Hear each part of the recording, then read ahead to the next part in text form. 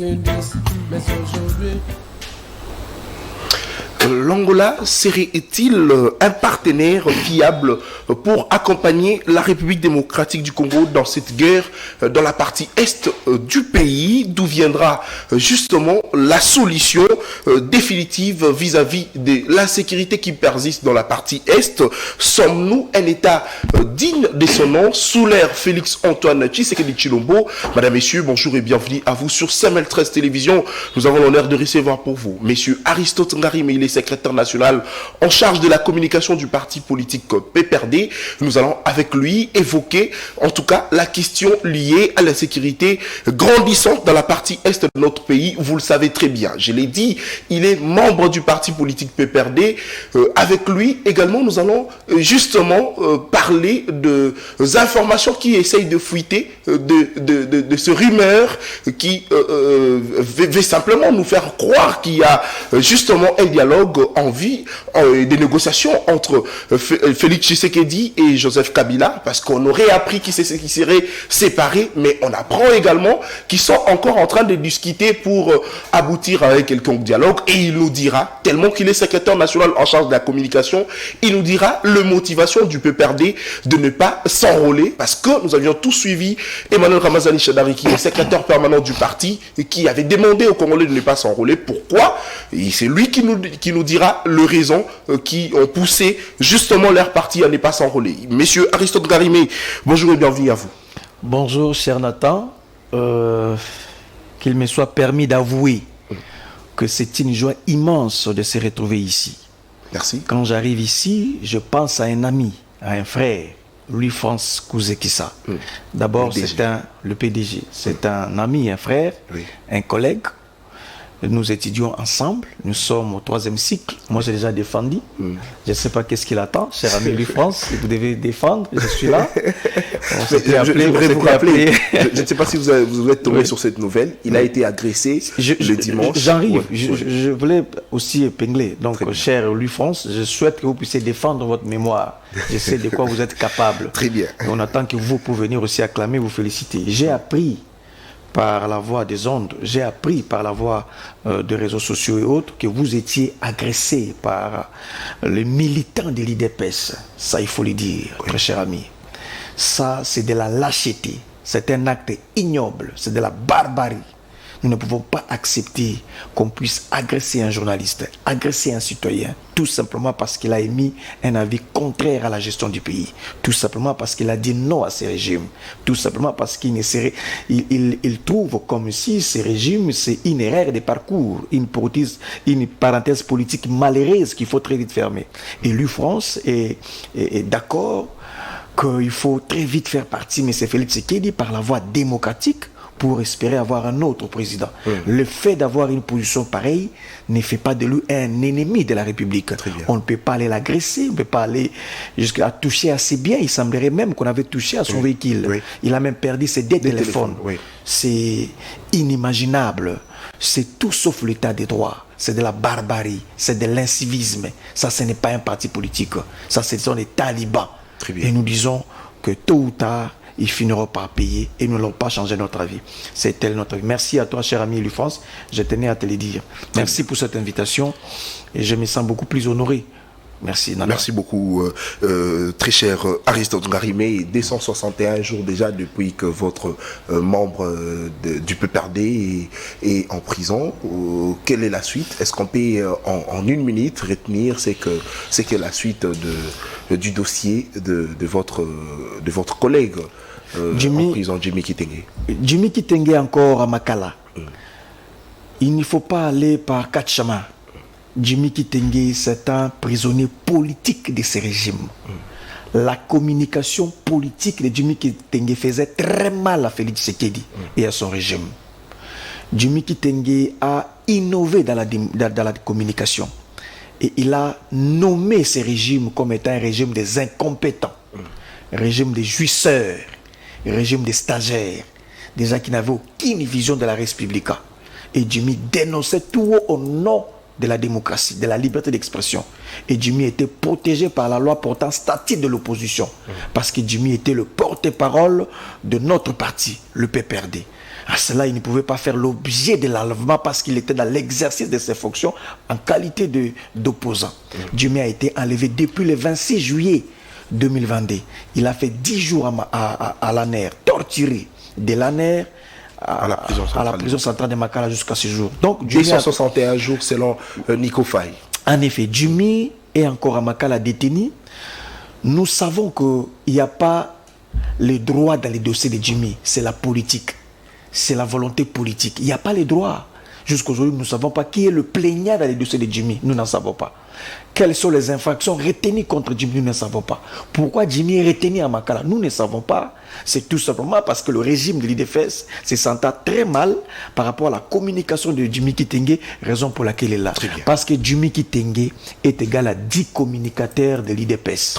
Il faut entasser les communicateurs de l'Union sacrée au nombre de 10 pour faire équivalence à Djimé Kitenge. Très bien. Raison pour laquelle l'ANER s'est invité pour retirer Djimé Kitenge dans le débat afin qu'il soit à Makala. Et je regrette. Retirer Djimé Kitenge dans le débat. Vous êtes là, le débat continue. En effet, le débat continue. Également, Tubin est là aussi, Jean-Charles Tubin est là, je suis là. La lutte continue. Tant d'autres camarades aussi, nous sommes là. La lutte continue. Junior Petit également. Junior Petit est là.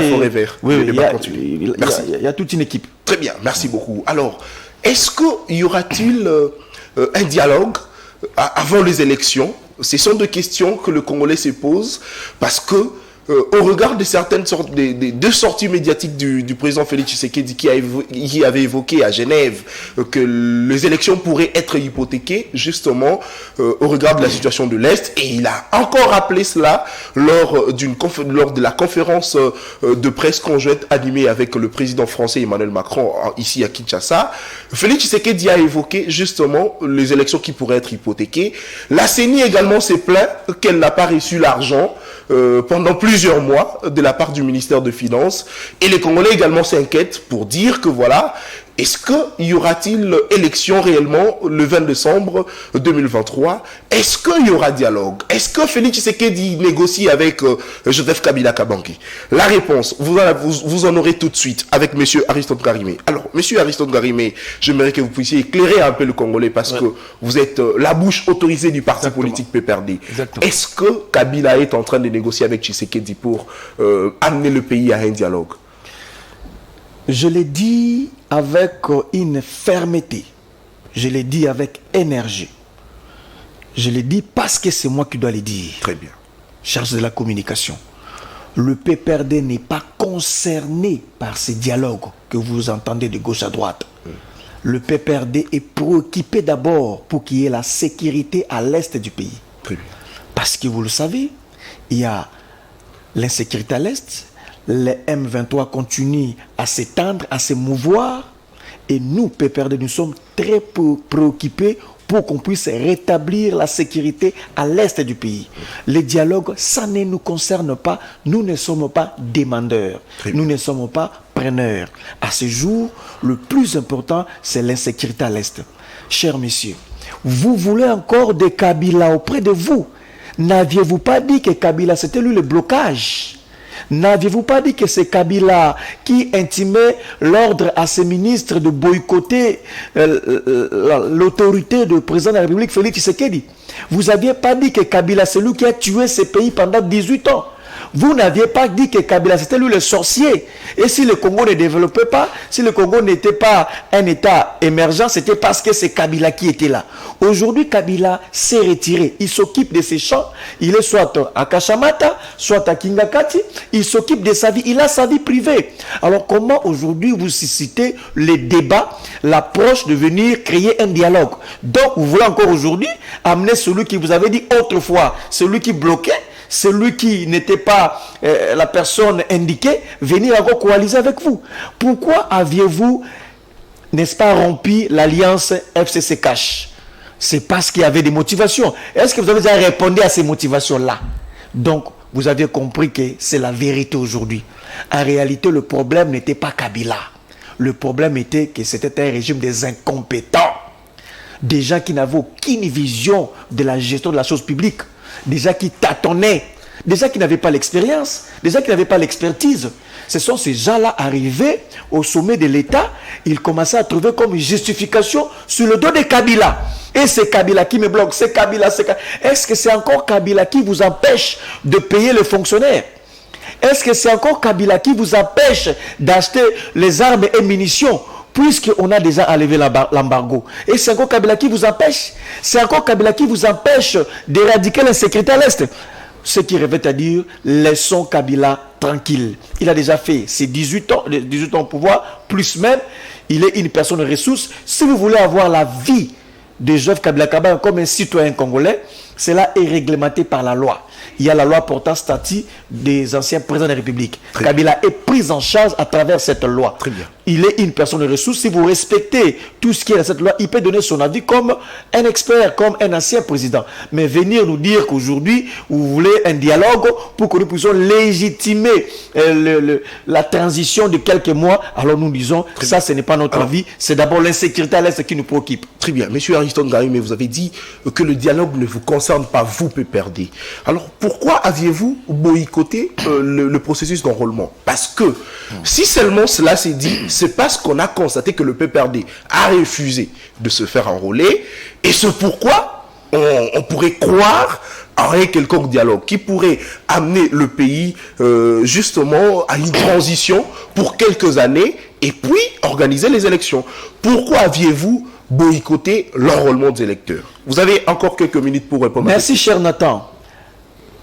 La seule façon de chasser M. Félix Tshisekedi de pouvoir, c'est par la voie démocratique. Très bien. Nous ne sommes pas une franche rebelle.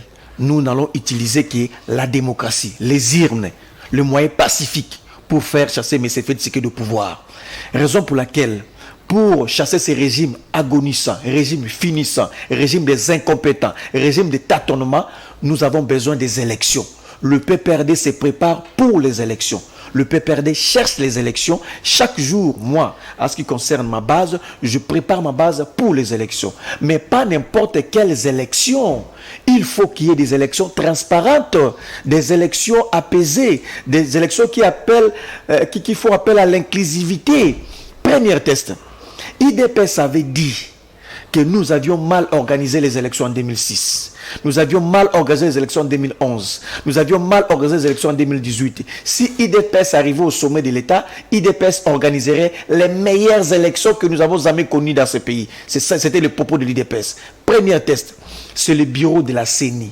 Nous ne sommes pas d'accord par rapport à la composition de ces bureaux, par rapport à ces bureaux de la CENI. Parce qu'il y a une loi qu'on appelle la loi organique instituant la CENI. La CENI est encadrée par une loi qu'on appelle la loi organique. Si vous prenez cette loi organique, en son article 10, stipule qu'il y a 15 membres qui doivent faire partir de la CENI. Et on a d'ailleurs réparti tel quota pour l'opposition, tel quota pour la majorité, tel quota pour la société civile. C'est dans la loi telle que présentée, telle que votée. Mais grand est notre étonnement que les délégués de l'opposition ne sont pas membres de ces bureaux. Alors qu'il y a une disposition qui dit clairement que telle composante doit envoyer autant de délégués. Mais ce n'est pas le cas. Nous disons à ce jour, le bureau de la CENI, c'est un bureau illégal. C'est un bureau qui ne respecte pas la loi. Aussi longtemps que l'opposition n'a pas encore délégué ses membres conformément à la loi, nous disons que nous n'allons pas endosser tout ce qui sortira de ces bureaux. Nous ne sommes pas ici en train de quémander, s'il vous plaît. Nous ne quémandons pas. Nous ne nous pleurnichons pas. Nous voulons tout simplement qu'on puisse respecter la loi organique instituant la CENI. Didier Manara n'est pas l'émanation du PPRD. Didier Manara a été éradiqué, a été excommunié du PPRD. Didier Manara est là par la seule volonté de Mbosso et de ses amis. Ce n'est pas le PPRD qui a fait un PV ou une correspondance pour envoyer Didier Manara. Non. Agé Matembo n'est pas de l'opposition. Il n'y a aucun PV, il n'y a aucune correspondance. Et les Tokol et autres. Donc tous ceux qui sont au bureau de la CENI ne sont pas l'émanation de l'opposition. Très bien. Nous allons commencer à prendre en compte ces bureaux de la CENI seulement les jours où l'opposition va envoyer ses délégués en bonne et due forme, conformément à la loi à travers un PV, une correspondance. C'est à ces jours-là que nous allons commencer à accepter tout ce qui va sortir de ces bureaux. En dehors de ça, ça ne nous concerne pas. Merci. Ces bureaux. Raison pour laquelle vous avez dit que nos militants patientent. Nous vous dirons quand il faut s'enrôler. Pour le moment, ne vous enrôlez pas, vous qui êtes partout à l'intérieur du pays. Mais bientôt, c'est la fin. Donc. Je parle à l'intérieur du pays. Justement, le mot d'ordre continue. C'est le mot. Ça, ce que je vous dis, c'est la position de Joseph Kabila Kabange. Très bien. Ça, je vous le dis. Merci Donc, beaucoup. nous n'allons pas nous enrôler parce que nous voulons d'abord qu'il y ait un consensus autour de la CENI et c'est après que nous allons nous enrôler. Voilà notre raison. Nous voulons qu'on puisse Merci. extirper ceux qui ne sont pas de l'opposition dans ces bureaux. Une dernière question sur ce sujet et après nous allons nous allons maintenant parler de la question sécuritaire. Monsieur Aristote Ngarimé, Corneille Nangaa, ancien président de la CENI, a au cours d'une sortie médiatique évoqué des négociations après les élections de 2018 et il dit qu'il n'aimerait pas que ces négociations puissent être jetées, puissent être négligées. Ça, c'est Corneille Nangaa. Le président français vient en RDC, il évoque également l'arrangement à l'africaine. Monsieur Aristote Ngarimé, est-ce que c'est Kabila qui donne aujourd'hui le pouvoir? Est-ce que Tshisekedi a-t-il contacté le président Kabila pour un dialogue? Est-ce que Tshisekedi l'a appelé au téléphone pour échanger autour de ces questions? Parce qu'on pourrait croire qu'au regard de ce qu'avait dit Corneille Nangaa, il avait dit qu'il ne faut pas jeter ces négociations, il ne faut pas rejeter ces accords. On pourrait croire que c'est Kabila qui donne le pouvoir aux Congolais, justement. Est-ce que vous pensez qu'aujourd'hui, Tshisekedi a-t-il contacté Kabila pour un dialogue? Très cher journaliste, je ne dirais pas oui, puisque cela n'a pas fait l'objet de discussions au niveau de notre parti, notre famille politique, sur ces rapprochements. Cependant, je pense que le régime actuel est aux abois. Très bien. Le régime est arrivé presque à la fin. Le régime cherche à se démarquer. Le régime applique ce qu'on appelle l'instinct de survie. Par quel chemin je dois survivre? Et ça pourrait être que normal. Parce que qui aujourd'hui peut encore faire confiance à M. Félix Tshisekedi? Qui d'autre? Parce qu'il a été avec Vital Kamerhe, nous connaissons la suite. François Béa, nous connaissons la suite. Jean-Marc Kabou, nous connaissons la suite. Et tant d'autres.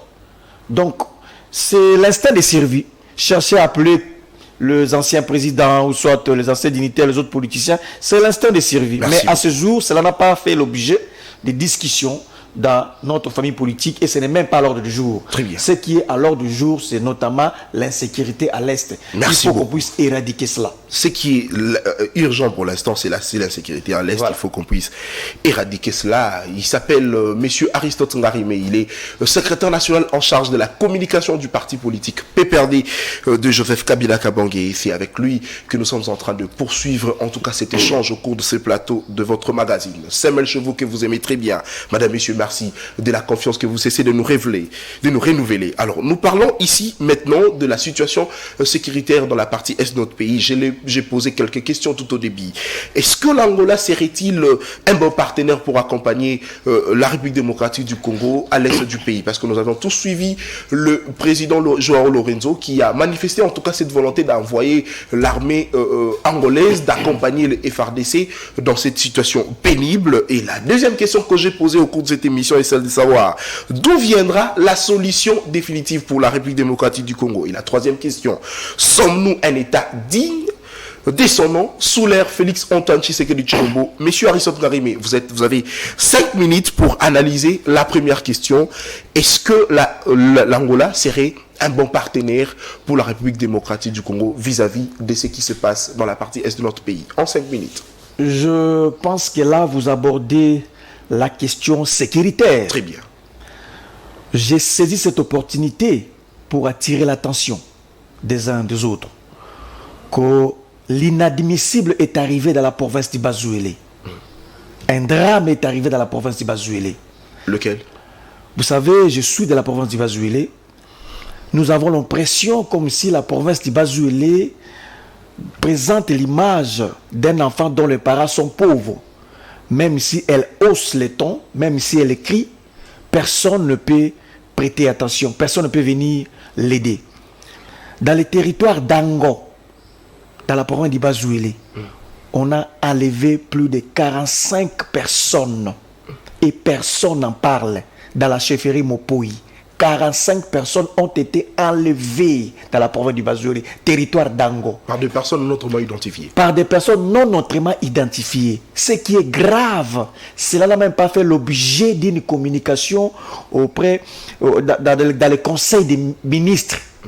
On n'en a même pas parlé. Le gouvernement provincial, je ne vois pas de mesures urgentes pour voir comment récupérer nos compatriotes qui sont enlevés. C'est dans la province du Bas-Zuélé. Puisque la province du Bas-Zuélé, c'est une province qui présente l'image dont les parents sont pauvres, on ne prête pas attention. Mais on a enlevé plus de 45 personnes dans la province du Bas-Zuélé, territoire d'Ango. Personne n'en parle. Mais pour aller rencontrer les chefs de l'État, là, il y a unité. Pour aller faire des associations, là, il y a unité. Pour aller faire des fondations, là, on voit les gens y s'unir. Pour aller donner de l'argent, là, on voit des gens s'unir. Mais on a enlevé 45 personnes dans les territoires d'Ango. Bouche bée, on n'en parle pas. Même pas des émissions, même pas des revendications. Ça, c'est la province du Bas-Zuélé. Et je suis choqué. La responsabilité politique crée ce qu'on appelle le principe de redevabilité. Vous devez vous expliquer.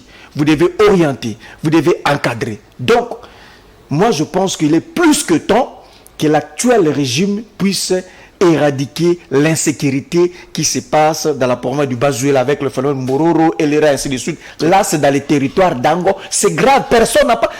Qui sont les élus d'Ango? Qui a été élu dans les territoires d'Ango?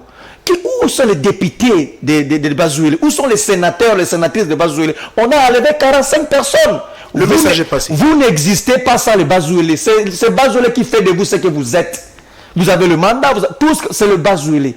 En contrepartie, quand on enlève les gens dans le Bas-Zuélé, vous ne dites rien. Je salue ici la dynamique culturelle du basson de l'Ouélé, géré par mon frère Michel Delacroix-Batébé. Je lis son communiqué que j'appuie, je vous félicite pour de telles initiatives, mais jusque-là, on n'a pas encore retrouvé nos 45 personnes enlevées dans le territoire d'Ango. Le message est passé. Je reviens par rapport à cette question d'Angola.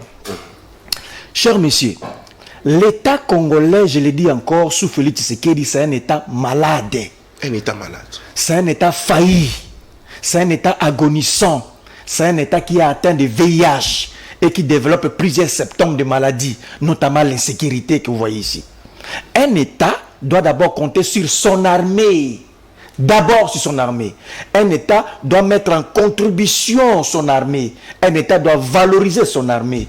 Un État égale armée, parce que c'est l'armée qui protège.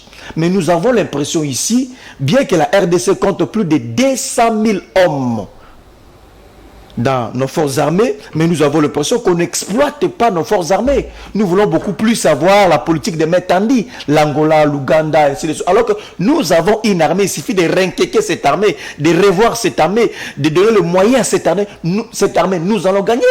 Figurez-vous qu'en 2013, nous avions vaincu le M23, en 2020, en 2013 plutôt. Oui. Rappelez-vous encore de l'opération Soukola 1, Soukola 2, avec tous les généraux que nous avons connus. Ils sont tous partis où ces différents militaires, c'est le commandant suprême, c'est lui qui doit en effet imprégner cette vision au sein de nos forces armées. Donc, tu sais que le commandant suprême que vous évoquez, tu sais qu'il est venu au pouvoir, il dit qu'il a trouvé une armée organisée. Qu'est-ce qui se passe? Il n'a qu'à utiliser cette armée organisée pour éradiquer avant tout l'insécurité. Vous comptez sur l'armée étrangère. Vous comptez sur l'Angola, vous comptez sur l'Ouganda, vous comptez je ne sais pas sur quel pays. Mais vous avez une armée, travaillez d'abord votre armée, élevez votre armée. C'est là le problème. Quand vous êtes un commandant suprême et que vous n'avez pas, vous n'utilisez pas votre armée, ça pose un problème. D'abord, il faut votre armée. C'est là le problème. L'armée congolaise doit être au premier plan. Donnons les moyens. On m'a dit qu'on a majoré le budget de nos forces armées. On a dit qu'on a presque 1 milliard. Presque 1 milliard, avec un budget de 16 milliards. C'est ce qu'on nous a dit. C'est une très bonne chose, une bonne nouvelle. Mais que cela ne soit pas que de paroles vaines. Nous voulons voir cela par les actes. Combien on a mis à la disposition de nos forces armées pour gagner cette guerre. Vous savez qu'on a déjà enlevé l'embargo. Parce que vous le savez, on a chanté, on a péroré qu'on a enlevé l'embargo. Pourquoi nous n'achetons pas les armes et munitions afin de mettre à la disposition de nos forces armées pour éradiquer, n'est-ce pas, les M23? Nous voulons toujours compter avec l'extérieur. Certes, la collaboration militaire existe. On peut collaborer avec un État voisin. On peut échanger. Ça arrive. Mais d'abord, nous, au niveau interne, nous devons organiser notre armée. Parce que l'Angola est venu pour un temps. L'armée angolaise partira. L'armée ougandaise partira. L'armée kenyane partira. Mais c'est celle armée qui restera pour toujours. C'est l'armée congolaise. Donc, focalisons-nous sur nos forces armées pour que nous puissions éradiquer l'insécurité à l'est. Monsieur Aristote Blarimé, vous avez besoin qu'on puisse nous focaliser sur le FRDC pour éradiquer la guerre à l'Est. Mais s'il faudrait aujourd'hui que l'armée congolaise puisse être accompagnée de l'armée d'un pays voisin, ça serait pour vous quel pays? Est-ce que l'Angola, parce qu'on a vu le président Joao Lourenço lui-même manifester cette bonne foi d'envoyer l'armée angolaise, est-ce que vous pensez que s'il faudrait qu'on puisse être accompagné, l'Angola serait en tout cas le partenaire fiable? Très cher Nathan. Maintenant, nous avons combien de forces armées étrangères sur notre sol? Nous en avons combien aujourd'hui? Nous avons l'armée ougandaise, l'armée rwandaise à travers EAC. Nous avons l'armée kenyane, l'armée soudanaise. Et aujourd'hui, on ajoute l'armée angolaise. Finalement, nous faisons la jonction de plusieurs forces armées sur le sol congolais. Pour quelle finalité? L'objectif ici serait d'abord de définir la politique sécuritaire de notre pays. Qu'est-ce que nous voulons réellement? Parce que j'ai l'impression que c'est comme une action ponctuelle. Angola donne la force, vous prenez. Tel pays donne, vous prenez. Tel pays donne, vous prenez. En fait, c'est comme s'il n'y a pas une politique sécuritaire clairement définie du haut pour nous dire, voilà, nous commençons par le point A afin d'arriver par le point B. C'est ça le vrai problème. Est-ce que Tshisekedi est embarrassé également de cette situation? Parce que ça tire partout à l'est du pays. Le Congolais meurt. Il a besoin de la paix à l'est, surtout qu'il tient à ce que les élections puissent être organisées. Est-ce que peut-être il est embarrassé de cette situation et il veut simplement à tout prix trouver une solution? C'est pourquoi il est ouvert à toute proposition. C'est vrai, l'armée angolaise n'est pas encore venue. C'est une proposition du président Joao Lourenço au gouvernement congolais et à l'Assemblée nationale de notre pays de pouvoir statuer et prendre des décisions et accepter cette proposition. Mais est-ce que vous pensez que Tshisekedi n'est pas embarrassé de cette situation, raison pour laquelle il tend la main partout? Très cher Nathan, quand on arrive au pouvoir, on y arrive pour faire mieux que celui qui était là. Quand on arrive au pouvoir, c'est pour apporter des réformes. C'est pour avoir un programme différent de celui qui était là. C'est pour engager des réformes, ainsi de suite. Avant que l'IDPS puisse arriver au pouvoir à travers M. Félix Tshisekedi, l'IDPS avait quoi comme programme, comme projet, enfin, d'éradiquer l'insécurité à l'Est? Nous avons l'impression qu'ils sont surpris du haut de la République. Mais l'IDPS avait quoi dans son laboratoire en ce qui concerne l'éradication de l'insécurité à l'Est? Est-ce qu'il voulait simplement que Kabila puisse quitter le pouvoir afin que l'IDPS se remplace, afin de jouir à tout ce qui est comme avantage? Mais c'était quoi d'abord leur programme sécuritaire? Ils avaient quoi comme vision? Ils avaient quoi comme approche sécuritaire? Ça, on n'y trouve pas. Premièrement, nous avons l'impression qu'ils sont dépassés, surpris par les événements et nous disons que c'est extrêmement grave.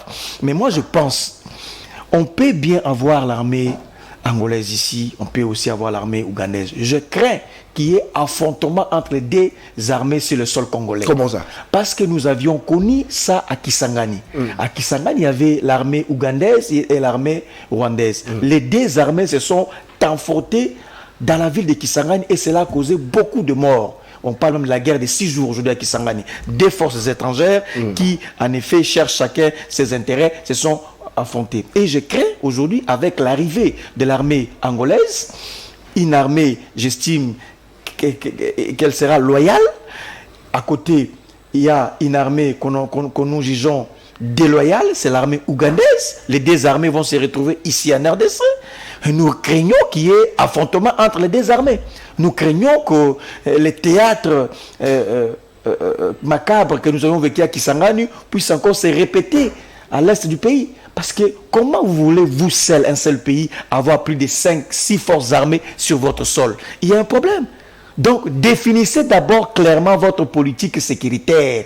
Une fois clairement définie, vous allez voir qui faire appel, qui doit jouer quel rôle, parce que vous avez une politique clairement définie. Nous craignons qu'il y ait affrontement entre l'armée ougandaise et l'armée angolaise sur le sol congolais. Très bien. Monsieur Aristote Karimé, est-ce que le problème, c'est aussi au niveau où Kabila avait signé des accords avec le M23, c'est pourquoi aujourd'hui Tshisekedi en souffre? Non, moi il faut laisser Kabila dans cette histoire. Kabila n'y est plus.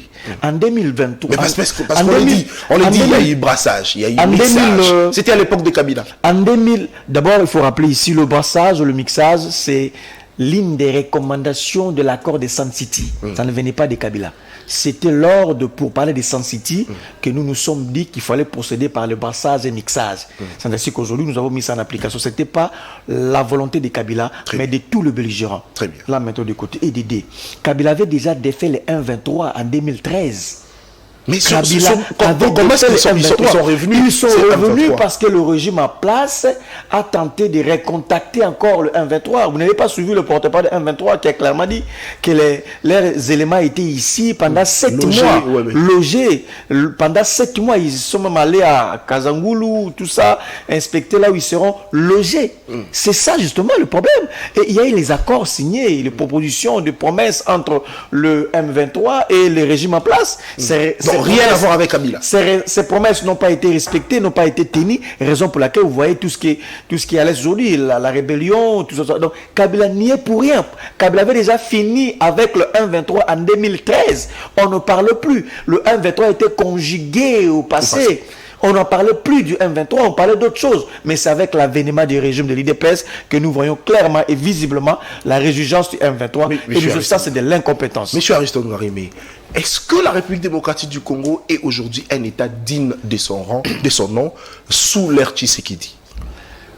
Chers messieurs, journalistes, l'État congolais, sous le régime de M. Félix Tshisekedi, c'est un État faible, un État failli, un État agonissant, un État périphérique, un État fantôme, un État monstre, un État qui n'a pas la viabilité, qui ne se fait pas respecter. C'est un État abandonné. Seul aspect où l'État essaie de fonctionner, c'est à la présidence. Il n'y a qu'à la présidence où on voit les gens en train de fonctionner. Mais en dehors de la présidence, les institutions du pays, l'armée, la police, vous sentez que l'État congolais, c'est un État faible. On ne respecte pas l'État congolais. C'est ça le faux problème. Un État monstre, un État fantôme. C'est ça le régime de M. Félix Tshisekedi. Et nous disons que je sais que l'IDPS a fait 37 ans dans l'opposition. Et aujourd'hui, nous comprenons que ce n'était pas en soi un parti politique. C'était un groupe de pression. Il y a une différence. L'IDPS n'était pas un parti politique. C'était un groupe de pression. Il y a une différence entre un parti politique et un groupe de pression. Laquelle? Un groupe de pression est là pour influencer le pouvoir, pour pousser le pouvoir à prendre telle ou telle décision, faire pression sur le pouvoir, sans pour autant avoir l'ambition de gérer réellement et confortablement la République. Très bien. Et c'était ça l'IDPS, un groupe de pression, des jeunes gens, de messieurs comme ça, se retrouvent sous les arbres, et tout ça, un groupe de pression. Mais un vrai parti politique, une fois arrivé au pouvoir, cela va se remarquer d'abord par le changement de programme. Très bien. Sur le plan sécuritaire. Nathan, dites-moi, sur le plan sécuritaire, quel est le programme de l'IDPS? À quel niveau l'IDPS s'est démarqué par rapport à nous? Donc, l'IDPS, c'était un groupe de pression, n'était pas un parti politique en soi. Et c'est ce que nous, c'est malheureux. Donc, nous disons, il faut laisser Kabila. Kabila a déjà fait son temps, il a fait 18 ans. il a géré la République, c'est une personne ressource, il est pris en charge par une loi. Donc moi j'estime qu'à ce stade, nous ne devons plus parler de Kabila, c'est l'incompétence de ce régime qui était un groupe de pression, et ce régime a menti au peuple congolais que c'était un parti politique. L'IDPS n'était pas un parti politique, mais un groupe de pression tribal. Très bien, merci beaucoup. L'IDPS n'était pas un parti politique, c'est ce que dit M. Aristote Garimé, il est secrétaire national en charge de la communication du parti politique PPRD. Avec lui, nous sommes en train d'évoquer les questions liées à l'insécurité dans notre pays. Il l'a dit, il répète, il insiste que seuls le FRDC qui sont capables de mettre fin à cette situation à l'est de notre pays. Alors, M. Aristote Garimé, parlons un peu de l'EAC. Ouais. Parlons également aussi des experts du Conseil des conseils de sécurité des Nations Unies qui étaient ici en RDC. Ils ont échangé avec les autorités. Mais est-ce que vous pensez qu'aujourd'hui, on pourrait mettre en place une justice transitionnelle pour pouvoir d'abord sanctionner en interne celles qui sont de mèche avec le M23 pour justement aboutir à des sanctions contre le pays qui complote pour menacer toujours la République démocratique du Congo. Mais d'abord, il faut inviter Mbosso. Mbosso avait clairement dit que les députés quitter les forces armées. Et Mbosso a certainement les éléments. Il doit mettre à la disposition de l'ANER, de la justice, toutes les informations qu'il possède par rapport aux députés qui seraient encore membres du M23. Mais on a vu un député il doit continuer à le faire. Mbosso, il doit les dire. S'il veut aider la République, il a qu'à les dire. Premier élément. Deuxième élément. Vous me posez la question relative à l'EAC. C'est ici le lieu et le moment de rappeler que l'EAC est une organisation sous-régionale. De 1. Et de 2.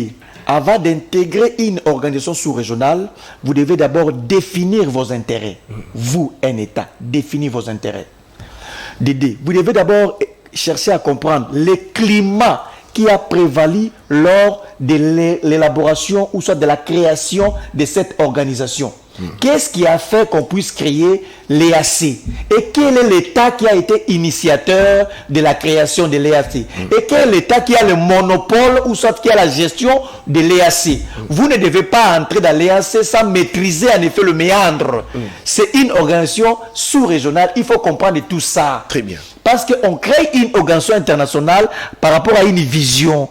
C'est-à-dire qu'on a une vision derrière la tête, on y réfléchit et on appelle les autres pour créer une organisation sous-régionale. Et l'État initiateur doit avoir des motivations profondes. Très bien. Premier élément. Un autre élément. Maintenant, nous, RDC, en y intégrant, nous sommes allés nous laisser dans la gueule de loup. La plupart des États membres de l'EAC, ce sont des États ennemis, des États qu'on utilise pour amputer la RDC, pour détruire la RDC, pour fragiliser le géant RDC. Là vous parlez de l'Ouganda. Je parle de l'Ouganda, je parle de Rwanda. C'est des États-là qui gèrent en effet l'EAC. C'est ça les grands problèmes, chers messieurs. Est-ce que Tshisekedi n'a-t-il pas compris cela et il est allé laisser le pays? Pensez-vous que Laurent Désiré Kabila n'était pas si intelligent pour nous amener à l'EAC? Pensez-vous que Mobutu n'était pas si intelligent pour nous amener à l'EAC? Pensez-vous que Kabila n'était pas si intelligent pour nous amener à l'EAC? Non, parce qu'il y avait les experts autour de lui, autour d'eux, les différents présidents pour leur dire, non, les États membres de l'EAC, ce sont les États ennemis. En relation internationale, on parle d'un ennemi ontologique. C'est-à-dire qu'un ennemi qui développe les mêmes ambitions que toi et qui cherche à t'affaiblir pour qu'il puisse rester fort. Et au sein de l'EAC, il n'y a que nos ennemis. Très bien. Alors, monsieur l'Ouganda n'est pas un ami fiable, n'est pas un partenaire fiable, ainsi que le Rwanda. Mais comment vous êtes allé adhérer là-bas sans pour autant consulter les experts? Le gouvernement congolais, même le titre posthume, on va vous condamner. Le gouvernement congolais pense que nous avions adhéré, la RDC a adhéré pour des questions économiques. D'abord, écoutez-moi encore très bien, je vous parle comme spécialiste. Très bien. Entre les intérêts économiques et les intérêts politiques, c'est les intérêts politiques qui priment. Vous ne voyez que l'intérêt économique, alors les intérêts politiques. Si le pays était amputé, si le pays était balkanisé, si on utilisait ces États-là pour continuer le travail de la balkanisation, certes, les intérêts économiques existent, mais entre les intérêts économiques et les intérêts politiques, On choisirait quel intérêt? D'abord l'intérêt politique. Parce que l'intérêt politique, c'est la survie de l'État. C'est l'existence de l'État. C'est l'organisation de l'État. C'est l'État en soi. L'État se résume dans l'organisation de la société. C'est ça d'abord. Donc, cher monsieur, vous voulez me dire que depuis 1960, 1970, le Congo n'entretenait pas des relations économiques dans cette zone? Moi, j'ai vécu à l'Est. Il y a toujours des échanges entre les Congolais et les Rwandais, ainsi de suite, sans pour autant être membre de l'EAC. On peut ou ne pas être membre de l'EAC, nous échangeons toujours. Alors, le fait d'y adhérer sans connaître ce que c'est une organisation sous-régionale, ça pose problème. C'est tout un cours. C'est pourquoi je vous ai dit que les gens qui n'étaient pas préparés. On ne peut pas adhérer comme ça sans pour autant maîtriser le méandre. Vous, la RDC, vous n'occupez au niveau de l'administration. Vous n'avez aucun poste prestigieux. Vous n'influencez pas les débats. D'ailleurs, la RDC fait partie de plus de 80 organisations internationales au monde. Et nous ne cotisons même pas. Et quand nous ne cotisons pas, nous ne cotisons pas. Nous ne cotisons pas. Et quand nous ne cotisons pas, on nous prive le droit de vote. On nous prive le droit de la parole. Nous ne parlons pas. Et voilà encore aujourd'hui, nous y allons nous lancer dans la gueule des loups qu'on appelle EAC.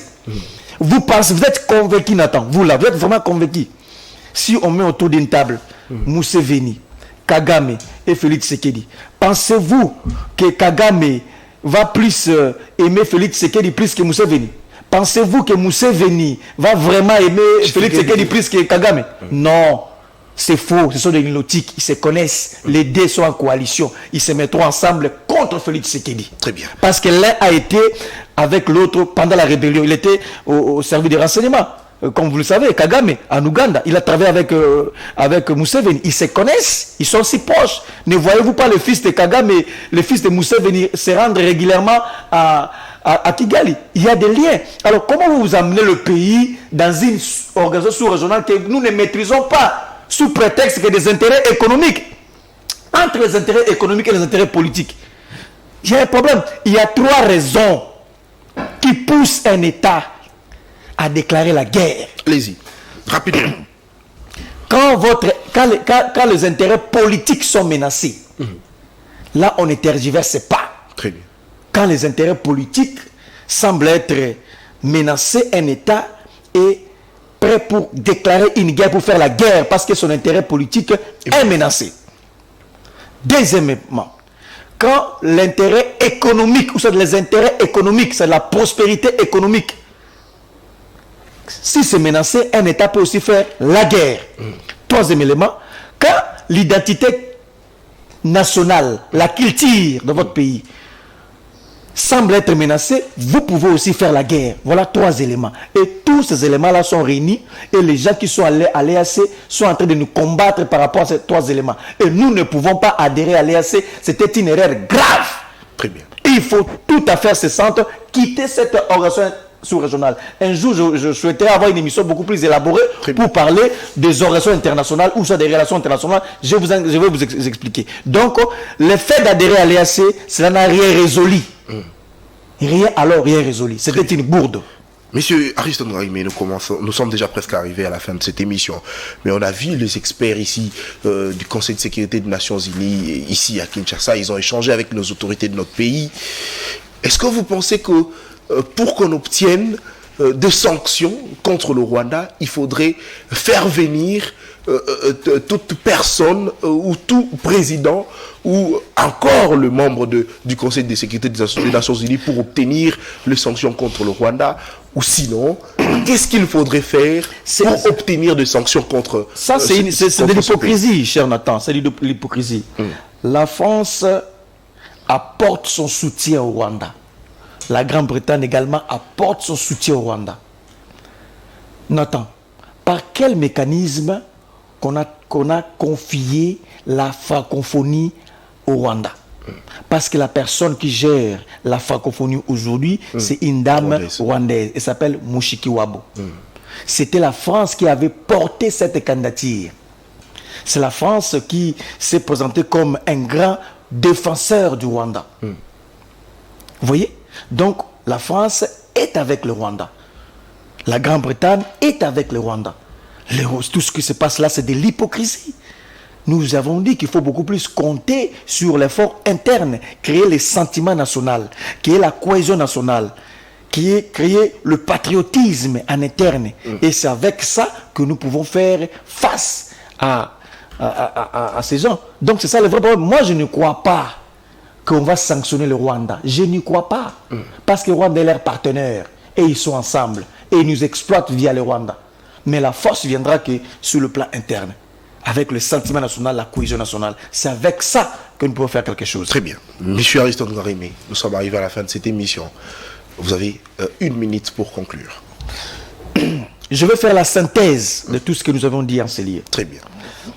Très chers journalistes, l'État congolais sous Félix Tshisekedi, c'est un État agonissant.